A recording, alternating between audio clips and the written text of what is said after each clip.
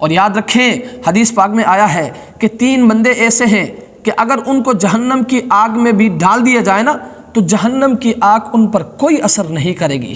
کتنے خوش نصیب ہے وہ لوگ کہ جہنم کی آگ ان پر کوئی اثر نہیں کرے گی۔ نمبر 1، کثرت سے تلاوت کرنے والا۔ سبحان اللہ۔ اس لیے میرے بھائیوں، میں آپ سے بھی اپیل کرتا ہوں کہ قرآن کی تلاوت کو اپنا اوڑھنا بچھونا بناؤ۔ اگر حافظ قرآن ہے نا تو چلتے پھرتے، اٹھتے بیٹھتے لیٹتے ہر وقت قرآن کی تلاوت کرو۔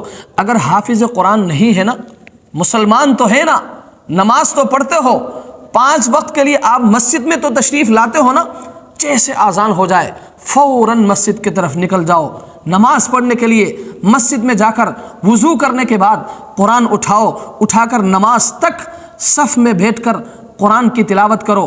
1 نماز، 2 نمازیں، 3 نمازیں، 4 نمازیں، 5 نمازیں، کم از کم دن میں 1 پارہ آپ کا نکل جائے گا۔ کثرت سے تلاوت کرنے والا یہ وہ خوش نصیب ہے کہ جہنم کی آگ بھی اس پر اثر نہیں کرتی۔ اور نمبر 2، کثرت سے مہمان نوازی کرنے والا۔ میرے بھائیوں، یہ بھی خوش نصیب ہے۔ اس لیے اگر آپ کے گھر پر کوئی مہمان آتے ہیں نا تو پریشان نہ ہویا کرو، یہ آپ کو جہنم سے بچانے کے لیے آتے ہیں۔ اور نمبر 3، زنا سے بچنے والا۔